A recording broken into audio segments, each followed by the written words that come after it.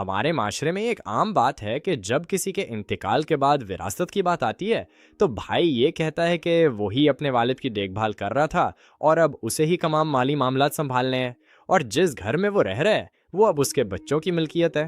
تو بہن کو چاہیے کہ وہ اپنے تمام حقوق سے دستبردار ہو جائے، کیونکہ اب اس کی شادی ہو چکی ہے، وہ اپنے شوہر کے گھر میں اچھی طرح آباد ہے، اور شادی کے وقت اسے اس کے حصے کی تمام چیزیں جہیز کی صورت میں دے دی گئی تھیں، اور اگر وہ اپنے حقوق کا مطالبہ کرے تو اسے ظالم سمجھا جائے گا۔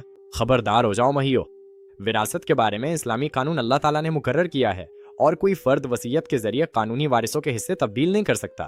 ان حصوں میں کسی بھی قسم کی تبدیلی کی کوشش اللہ کی نافرمانی شمار ہوتی ہے۔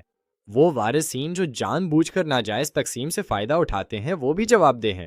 بیٹی کا حصہ جو اللہ نے مقرر کیا ہے، جو کہ بھائی کے حصے کا آدھا ہے، وہ اسی وجہ سے ہے جس کا بھائی اوپر ذکر کر رہا تھا کہ وہ خاندان کی مالی ذمہ داریاں پوری کرنے کا ذمہ دار ہے، جبکہ بیٹی پر یہ ذمہ داری نہیں ہے۔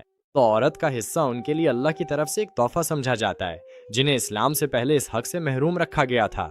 آج کے مسلمان کافروں کے رویے کی نقل کر رہے ہیں اور دین کے صرف ان حصوں پر عمل کرتے ہیں جو انہیں پسند آتے ہیں، جبکہ باقی کو چھوڑ دیتے ہیں۔ گناہ گاروں کو چھوڑ کر جو لوگ بظاہر نیک نظر آتے ہیں وہ بھی اسلام کو صرف چند اعمال تک محدود کر دیتے ہیں، جیسے نماز، زکوٰۃ، روزہ وغیرہ۔ وہ اسلام کے ان تفصیلی احکامات پر عمل نہیں کرتے جو کاروباری لین دین، ممنوعہ اداروں میں ملازمت، عورتوں اور یتیموں کو وراثت سے محروم کرنا اور کافروں کے طریقے اپنانا جیسے شادی، جنازے، پیدائش وغیرہ سے متعلق ہیں۔ ایسے لوگ بھی ہیں جو حج ادا کرتے ہیں اور زکوٰۃ دیتے ہیں، لیکن جب اسلام کے تعزیری قوانین کی بات آتی ہے تو اس کے نفاذ کی مخالفت کرتے ہیں۔ حضرت محمد صلی اللہ علیہ وسلم نے کسی کی زمین یا جائیداد ناحق لینے سے سختی سے منع فرمایا۔